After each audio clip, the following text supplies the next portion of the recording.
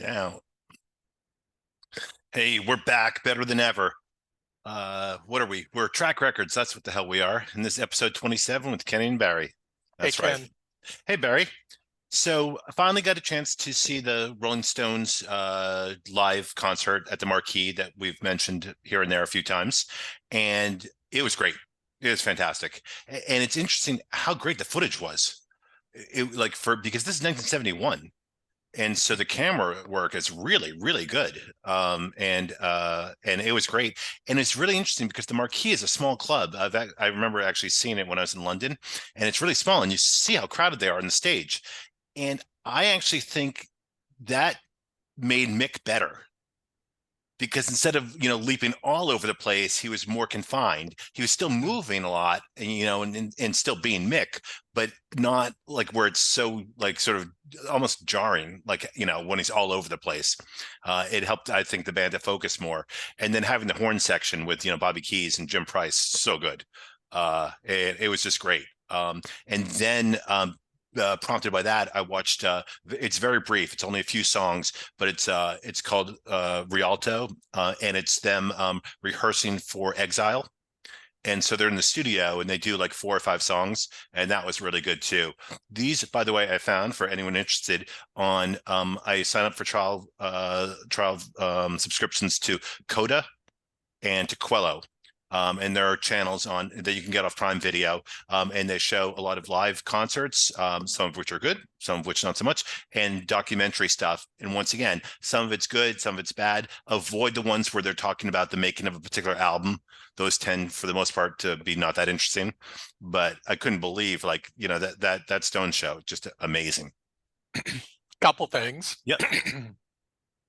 So, your comment about the smaller stage confines Mick to a smaller area. Yeah, I think that works in his favor too, because when they started doing stadium shows a bit later, or actually around, I guess around that time, they were already doing stadium shows. This, I can only imagine, was a invite only special show as they're Sure. getting ready to tour or whatever. Yep.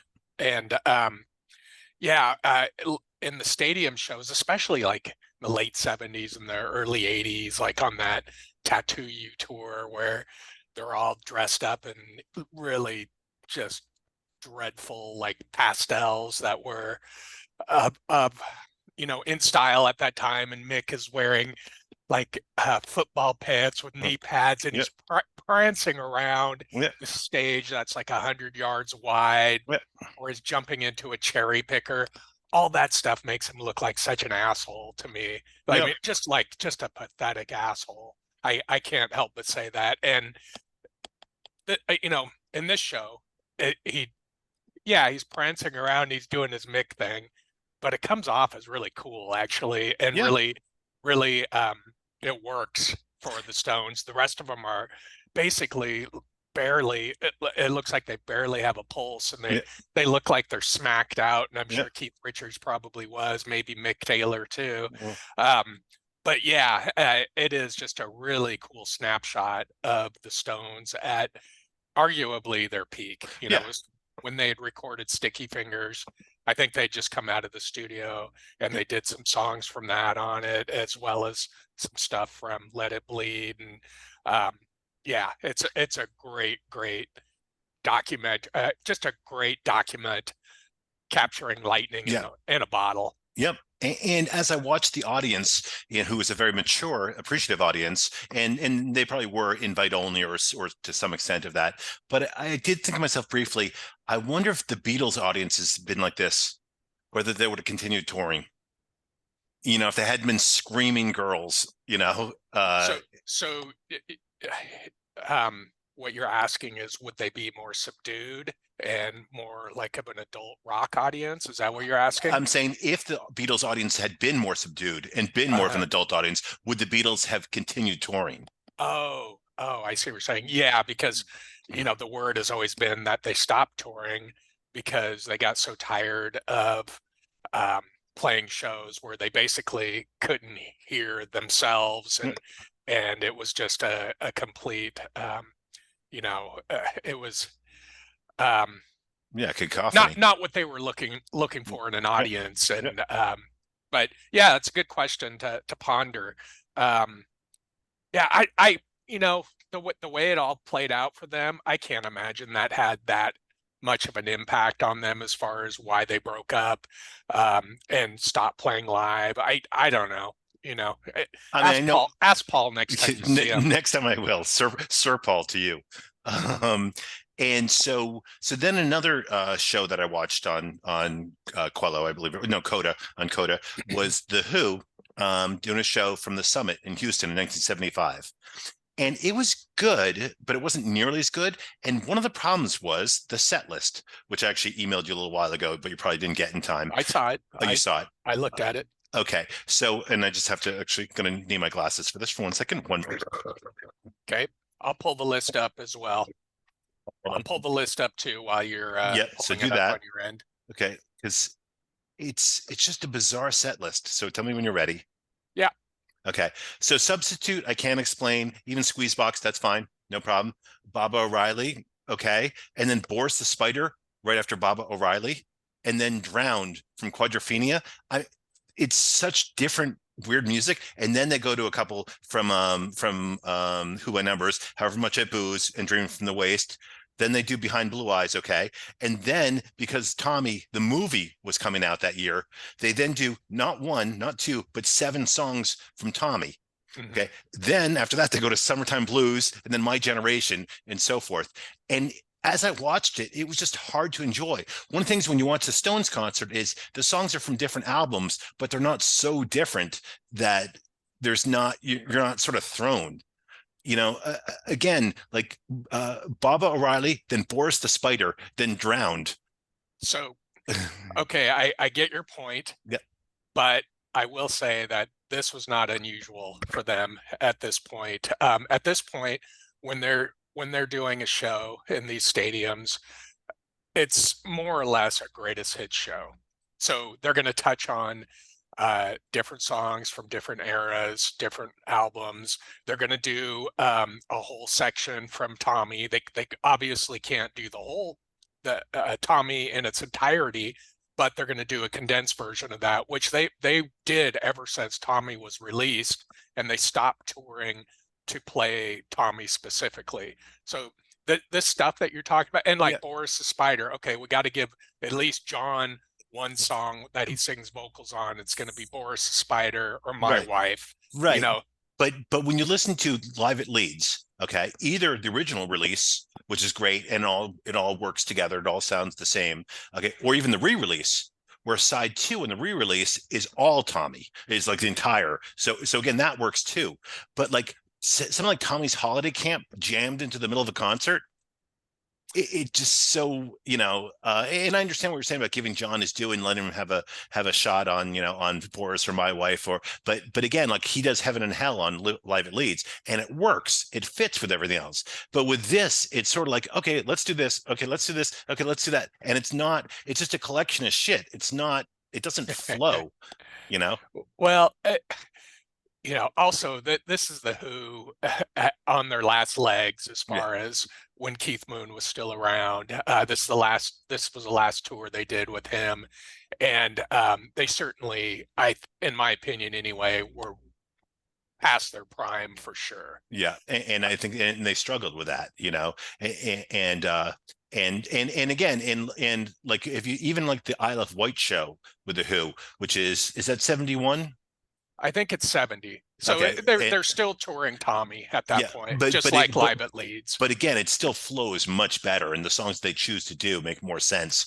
And Moon is, much more in it. Also, I think one of the things that leads to what you're talking about is they're touring a record. So Who by Numbers is out at this point, right? And they're going to have to play, a handful of songs from their new record. Which they do, and they don't necessarily fit in with the rest of their more typical set. as some of the other numbers, like say from, I don't know, Who's Next or whatever. Which fit in, yeah.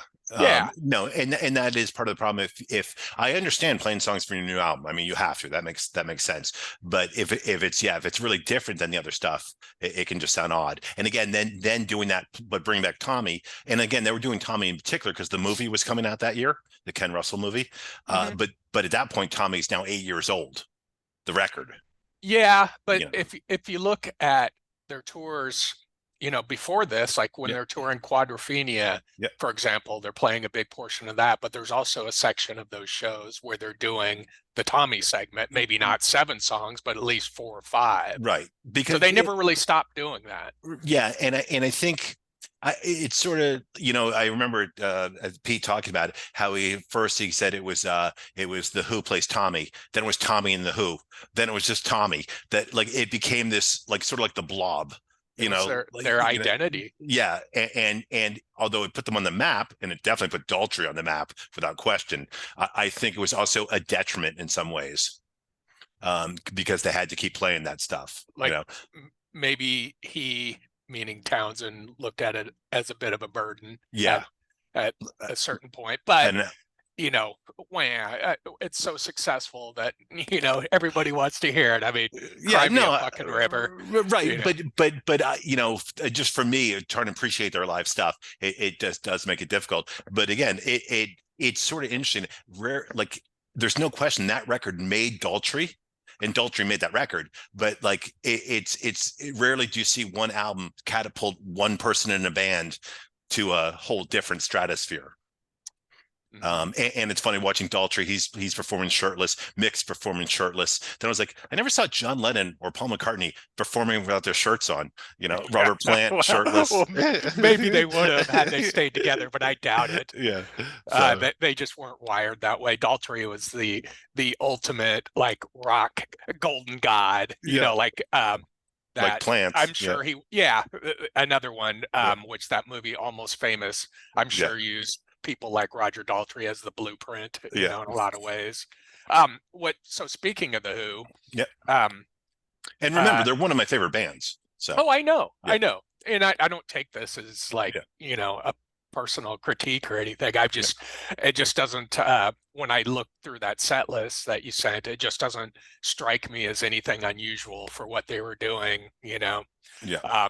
But anyway, uh, my cousin was in town and stayed with me for over a week recently, and I wanted to show him some movies that he hadn't necessarily seen that mean a lot to me. So The Kids Are All Right was one of them. And it was interesting to watch it through somebody's eyes, who had never seen it before. And he's an astute fan of music and film and all the shit that we're into. But it was interesting to see that it did not resonate with him at all. He actually thought the Who they came off as jerks and they were boorish, and he just didn't even enjoy it at all. And he didn't even watch the whole thing, which shocked me in some ways. But also, I watched it, for the umpteenth time. We've both seen that movie a million times, right? Yes. And he was kind of right in the sense that watching it this time, they were just like these English louts. I mean, they were just kind of, and Townsend in an interview snippet in the movie even says that, oh, the Who are all nasty, and we're nasty people, and they really are. Like in those clips where they're on the Russell Hardy show, and it Yep. shows, after playing, they're being interviewed. They're just acting like fucking assholes, and it comes off as really boorish and not like clever or anything. They just come off like a bunch of dickheads, which is really, really interesting to see it that way So for the I'll say, first time. and I'll say, so I didn't see it that way. I'm not saying they're not that, but like, when during that, because I remember I've seen the movie a million times. I remember every single part of it. And Of so course. like when he's asking what they were doing, and before they became the Who, and as Keith tears off Pete's shirt, Yeah. and it's got a scrawny arm. He says, "Developing his muscles." That's what he was doing, Yeah. and I found that funny. And I like the badinage, the back and forth repartee. I Mhm. like that. I will say what my experience has been though over the many years of being a fan, particularly a rock and roll fan, is that most musicians are jerks, like Mhm. successful musicians, And so when I've talked before about Jeff Beck, who's, as I've said, my favorite guitarist, I think he's a total fucking asshole. Okay. Paul Simon is probably my favorite songwriter. Okay. Paul Simon's a jerk. Okay. So many of these people are just Mick Jagger. Like, I mean, all these people, and I think a lot of it is success, because a lot of actors, I feel the same way about a lot of actors. And so I'm not surprised. And then it's just a level of, how much they irritate me. There are a few who I'm like, oh, you know what? That's not so bad. Neil Young, I think is, can be a complete asshole. And so that doesn't surprise me, but I'm surprised though, someone who's as into music as we are, who's never seen The Kids Are All Right. That seems weird. Yeah. Yeah, he hadn't. What's the matter? It's not available in Canada? Um, uh, he said he used to listen to the Who a lot back in his younger days, and so he was familiar with a lot of the stuff. But I think, and before I make another point, Yep. I think you got to be careful when you're calling these people assholes. And I don't think the Who are assholes, by the Yeah. way. Yeah. They were just, it wasn't when they were fucking around like on that show, for Yeah. example, it just wasn't coming off as charming or particularly witty for the most part. Whereas I never would have questioned that in a million years. The 20 times I watched that movie prior, basically everything in that movie was gold to me. So to actually show something like that, that I just think's a given, everybody who watches it is going to have the same reaction as I do, or you do, or any Who fanatic. Like, oh, there's no way this isn't going to resonate with everyone just as much. And, how could you not find this to be fantastic?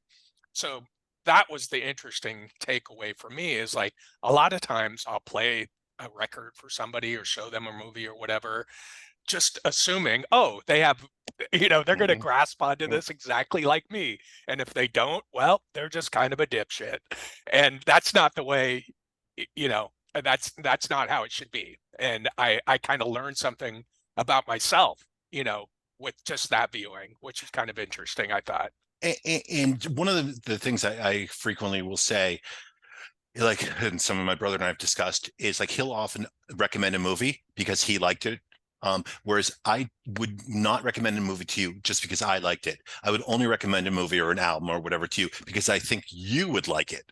Hmm. And so, for example, a lot of the movies I see, like a lot of the comic book movies, I wouldn't recommend to you because I know that's not your thing. Hmm. So no matter how much I That like them, I wouldn't recommend them to you. Um, that's a more realistic way of approaching it, and probably more generous too. You but know.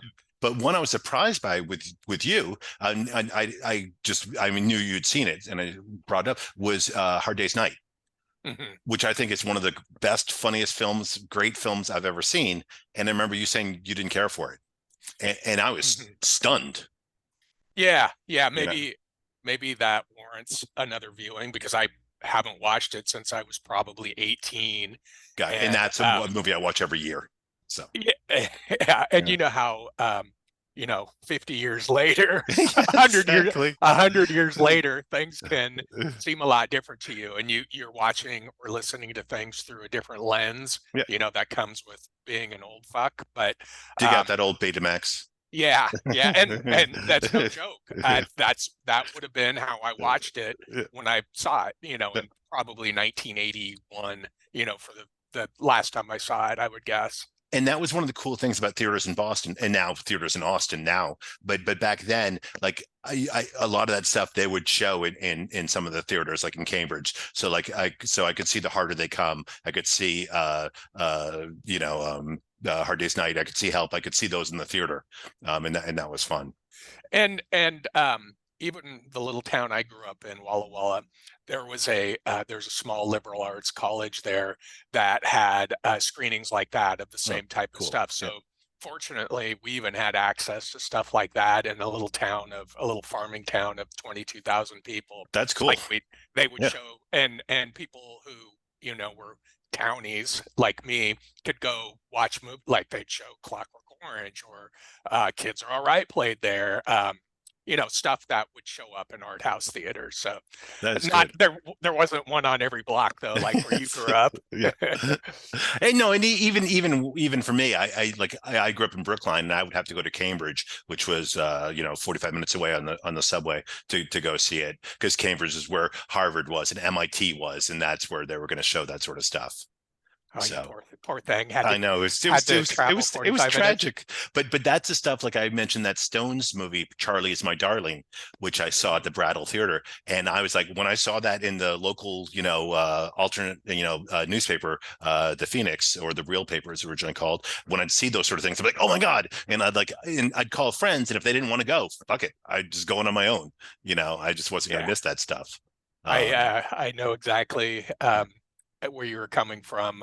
When I first moved to San Francisco, that's all I did with my free time before I knew anybody, was just go to movies at these little art house theaters yeah, and by it's great myself. there. Yep, same. Oh, back in the day, Yeah, there were, they were all over San Francisco, and it's back when I used to smoke a lot of weed, and I drive from the East Bay where I lived, drive to like the Red Vic on Haight Street yep. and get really stoned in the bathroom right before the movie started, and then go out and watch it.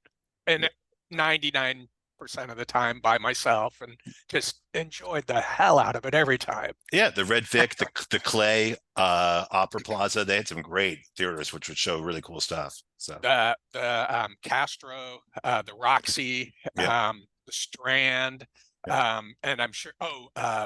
Oh God, the Lumiere. I'm yeah, yeah. sure That was another one. Yep. there's there was probably about 10 more back then, and we're Yep. talking late 80s.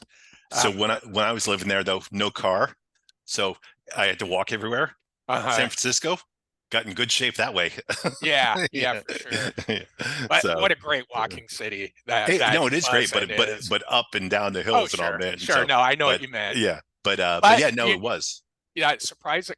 Geographically speaking, San Francisco is actually not that big. No. It's almost an island, and it's not that big at all. It's just yeah, you got to contend with a few hills if you're going across the city. I used to But do that on my bicycle after band and so the practice. same sort of thing, yeah. Oh yeah, But I did love the walkability of it. That is one of the things I don't like about Austin. Okay, and Austin's a cool city. I do like living here, but it's not a walkable city. Boston was when I lived there. New York City, San Francisco, and so I enjoyed New Orleans. They're all walkable cities. I like that. and So Austin is just super it's spread out. yeah, you drive. It's like when I lived in LA. I think it was illegal to walk in LA. You had to drive everywhere. And so and here it's like, it's the same. So Hey, uh in our last little get together, we were talking about Doug Feiger or Feiger. I don't know how you say Beager. his name, the Yeah. guy from the Knack, Yep. and we were talking about his early band or Is his this band is from this the your Knack. mea culpa coming up? Yes, it is. Okay. And of course, my friend Pat nailed me right after he watched the episode with about 3 or 4 things I got wrong. This There being you one of them. Okay. His earlier band was called Sky, not Yes. Sailor. I was confusing it with one of their 2 records, which is called Sailor's Delight. For some reason, that stuck in my craw or stuck in my brain as far as that's what the band was called. But anyway, had to throw that out there. Had to And correct myself. we appreciate that, and we appreciate Pat, people like you, Pat, who are keeping us honest and keeping us in our place. We like that. Please keep that coming. We can take it. We want it. And so I did. I was able to find that right away on Spotify. And it is a good record. You're talking about the Sailor's Sky Delight. record Yeah, by I Sky. liked it. Yeah. Yeah. So It's very good. Yeah. The first one I think is self-titled. I think it's just called Sky. Okay. Also worth checking out as And well. I'll check that out too. But I definitely liked it. And that's the fun stuff. That's why that's particularly what I think I value about our friendship, because stuff like that, no one else I know is gonna tip me on to stuff like that. Like friend, like if friends are pointing out albums to me, it's like that I don't know. It's either because they're brand new or Yeah. because I don't like them. Like, and so whereas I'm not gonna like everything you recommend by any means, but there's a good chance I'll like it, and it's Yeah. certainly worth giving a spin. No accounting for taste, Ken. So, and then it's so easy because like I just do it on Spotify or Amazon Music. So if I don't like it, there's no pain, No harm, no Yeah. foul. But I do wish, like when I'm recommending stuff to you, that it was easier for you to then listen to. Right. Yeah. And it never will be. Yeah. Yeah. and So, and chances are I already have it anyway. yeah. But there's definitely Sometimes. there's definitely some stuff. So do you know the band Mary's Danish? Yep. Okay. And do you have any of their LPs? I have all 14 of them. There were not 14 of them. No, I Yeah, I don't have yeah. anything by them. Okay, yeah. And so that would be just an example. And so if you Uh, wanted to go check them out, because I really like them quite a bit. But then again, you got to get in the car, you got to go to the record store, and I don't know if you'd find any of their stuff at a like you'd it, have to really search. it would be so when you mention a band like that, Yeah, or you had mentioned another band like that old 97s a while ago, what it does is it gets on my radar. yeah, So then when I'm at record stores or record shows, whatever, digging around through crates of records, if I see something by one of those bands, it will, it'll still be on my radar, and that's when I'll know to pick it up. yeah, That's usually how it works. Or I'll just have to go to Discogs, and with Discogs you can literally buy anything at any time. It's just that records are so expensive these days that I don't take a lot of chances on stuff that I'm not super familiar, or stuff that I don't know I'm going to like. Let's yeah. just put it that way, by bands I already like. So, but I can't imagine Mary's Danish records are super expensive, but I don't know. No, it's not. It's not. Of course, they'd be super expensive. They would just be probably harder to find, as opposed to the old 97s, who are relatively well known. Relatively, okay. Mary's Danish, much less so. Didn't somebody out of that band become more well known in another band? Not that I know of, but it's certainly possible. Not that I Uh, know of. But one didn't they do a great cover of Foxy Lady. Their song I really liked is called Killjoy. They're from Orange County, I believe.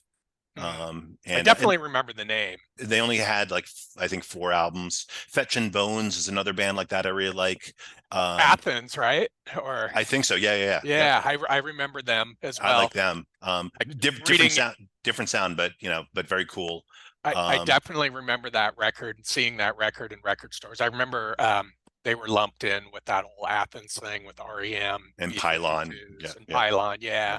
swimming Um, pool cues. Yes, I like swimming pool cues. I actually, Yeah, I had their, I don't know how many albums they had. I had their first album. I guess I really like it.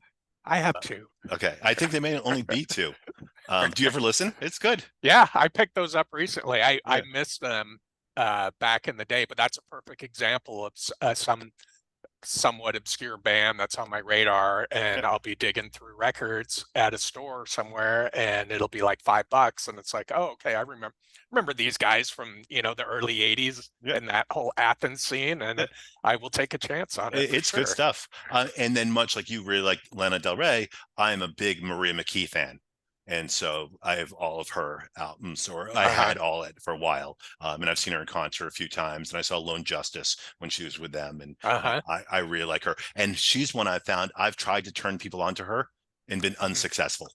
Yeah. And so I realized she really is an acquired taste, because that was one of those where I'd think, oh, you're going to love this. Like, oh, you've not only do you not love it, you don't even like it. And we're no longer friends. Yes, get out. I have that first Lone Justice record, and that's another example of something I picked up within the last couple of years.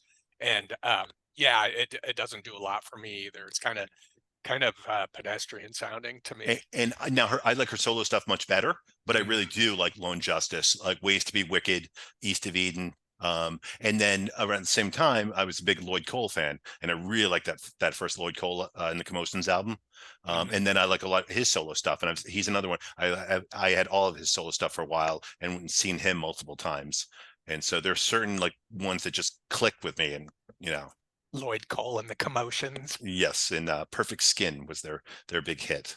Yeah. So I and remember that a was the record, oh, sorry, I was going to say the Paradise was a great rock club in Boston, and it was right? right around the corner from Boston University. And so I'd finished my studies for the day. I should use air quotes for studies. I'd finished my studies and then quickly whip over to the Paradise to see whoever was playing there. It was awesome. So I could just walk there, so. Nice. To grow up in a urban environment as a music fan, that was a real advantage. And I think Boston was particularly unique at that time because the local music scene was just terrific. Mm. With Mission of Burma, New Sexual Response, and Robin Land Chartbusters, the Atlantics, the Liars, like there are all these great bands. Treat her right. Treat It Right, yep. And there's one just like Joy Division and New Order. I really like Treat It Right, and Mhm. Morphine just doesn't do that much for me. Huh. So Exact opposite for me. okay, I so there you I go. not growing up in Boston or even anywhere near it, I had never heard of Treat Her Right, but Morphine was on my radar and I liked them a lot. And that's how I was able to hear about Mark Sandman's first band, Treat Her Right. And I have a couple of their records and I like Morphine a lot more, I gotta say. Now for me it might be like I would see Trigger Right live, and so and I saw them first, before ever, obviously before Morphine, and so I'm sure that had a lot to do with it as well. But it was so much easier to see shows then. Kim and I were just talking about this. Even here, when we first moved to Austin, we could pull up and park like a block away from a club, like and park for free on the street and just go in and see the band and come out and like drive home. And now you can't even get anywhere near the club, or you've got to pay like $25 for parking or stuff like that. It's one of the things I liked in New Orleans too. We'd go to Chiquiwawa, we could just drive up and park right there. And in Boston or New York, you could take the subway, and Mhm. so then you didn't have to worry about parking. Although it ends early in Boston, but that's a whole nother issue. um, but as I said to you, I started to talk to you a couple shows ago Yeah. about why I don't see shows anymore. Hmm. And I think it's a combination of they've made it more of a pain in the ass. There aren't as many bands or artists I like. I'm less likely to go alone. There's all these different sort of things. So Yeah, I wanted to circle back to that as well, because you brought it up and then we got sidetracked by yep, some other bullshit and didn't get back to it. So is that really, I mean, so I think a lot of that, as far as logistically speaking, how difficult it can be to consume shows now, a lot of that depends on where you live and yep, how big the shows are, that sort of thing. And also your tolerance as an old fart, yeah, versus, how much more energy you had when you say you were 22 going to yep. shows. Nothing, at that point, E- nothing would have stopped you from getting to that. I Even don't at know. 40, Uh, I was like that. yeah. Uh, Compared to now, yeah, that's got. Speaking for myself, anyway, that plays a huge role in it. I don't care enough about it that much anymore that it's got to be a really special show for me to put the energy into, like, say, driving up to Chicago from where I live now. yeah, Even though I'm finding Chicago is an incredibly manageable city compared to the other cities I've lived in. As far you literally have a place to go in some cool neighborhood and you can just go there and park on the street easily, which kind of has blown my mind because it's a city of 3 million people. But yeah. That is surprising. anyway, I haven't gone to a show up there, but I eventually will. Um, and I can only imagine it'll be a smaller show and it'll be, manageable for the most part. And it's the sort of thing you've talked about, coming here, doing a road trip and coming here for a few days. And certainly, should you come here, we would definitely go to see some live music if there's anyone decent playing, because you'd be here and I'd say, we got to go. We got to go do this. But yeah, I'm like, I could go and leave and like go, like, and especially if I want to drink, I'm gonna have to Uber to the show and then Uh, Uber back, and I'm gonna have to deal with that, and then pay for the show. And like, oh, or I could stay home and watch the Stones documentary and not have to worry about leaving the dogs alone at home and not have to deal with the hassle or the money and all that. And so yeah, so, um, so this begs the larger question, um, and for me, it's kind of embarrassing to admit it, but shows just don't they don't mean as much to me anymore either. I'm not as moved by them as I used to be, and it makes me feel like even more of an old person to Yeah. admit that. But um, I'm thinking about the last couple shows I went to when I was still in Seattle. Luna had a place that held maybe 500 people. The Chills had a place that maybe held 300 people, and enjoyed them both. Easy to deal with as far as logistics go. But um, I would have been fine if I didn't see either of those shows, and I wouldn't have felt like I missed anything. I guess to your point, I'm pretty comfortable staying home and listening to music on a really good stereo without having to put any effort or expense into the other stuff that a show entails. And is It's that a funny. product of our age? And, I think it and is. I mean, there's no question that that's part of it. No question. Because yeah, at 22, if I missed that show, I was gonna have to Yeah. hang myself. Like, like I like see the Pretenders or just kill myself. See whoever or Yeah. and so oh oh my God, I'd just be like morose if I couldn't go. And I certainly don't feel that way now. The saying is go big or go home. All I want to do is go home. Like, And stay there. yeah. Um, my So friend, this pertains to this topic. My friend, just 2 nights ago, one of my good friends in Seattle, uh, sent me a picture he took while he was watching PJ Harvey at the Paramount in Seattle. And had I lived there still, that would have been a show I would have been at for sure. yeah, Um, and I've never seen her. She's one of my favorite contemporary artists, hands down.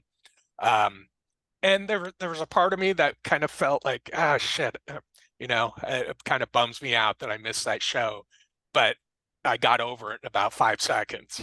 You know, she got recent points with me because she stopped touring for a while because she was taking care of her dog who was ill, and she Hmm. talked about how her dog had always been her companion, who always would listen to the songs she was writing. That was her private audience and so forth. So she posted this long, lengthy thing on Facebook about it. I was like, okay, she just moved up two or three Yeah, notches in my book. So I had never heard that. How was that? A long time ago? this the post was somewhat recent, but I think there's a couple of years there Uh, recently where she just stopped touring for a bit. So I well, think that she's show. never toured a ton. Okay. Uh, And so that's probably part of it too. But yeah, and that's the sort of show. So I'm not really that familiar with their music, and what I've heard is fine. But that's the sort of thing. If you said let's go, I'd be like, okay, let's go. Okay. And so I also need that. I need someone else saying to me, hey, let's go.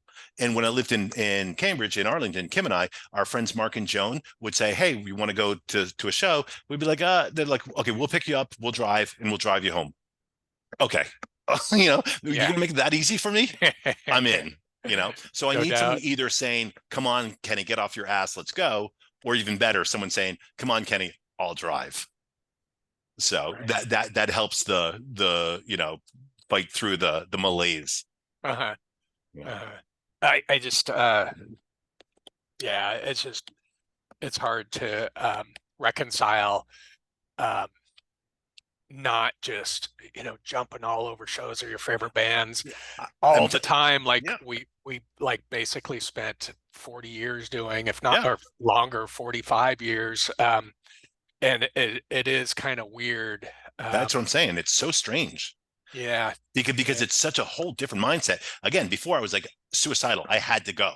Okay, and then even then with Kim and I'm telling you, I'm in my 40s. We still went to a lot of shows, and now suddenly, as I hit 60, I'm like, I'm gonna stay home and watch hockey, or I'm gonna watch a movie, or I'm gonna, and there are a lot other things to do too, a lot of other Uh, things to watch. So um yeah, another factor, at least this is something I've noticed, the band Air, yeah, the French band, well, another contemporary fave of mine, even yeah, though they're really no longer together, but they got together and toured this year for the first time in, I don't know, 15 years, if not longer. Typical, 25-year anniversary for their first record, which is considered a classic of the genre. It's called Moon Safari. And like, that's something, if this was a few years ago, there's no way I would have missed that. Um, but what I found is like, because of the advent of of cell phones and YouTube, things like that, even if you don't go to a show now, you can almost, see a whole show of anybody at any venue and watch it in the comfort of your home on your stupid computer screen because of that. And so, like, I watched a bunch of their recent shows on this recent tour, and it's like, yeah, I didn't really miss much. They're not a dynamic band live at all.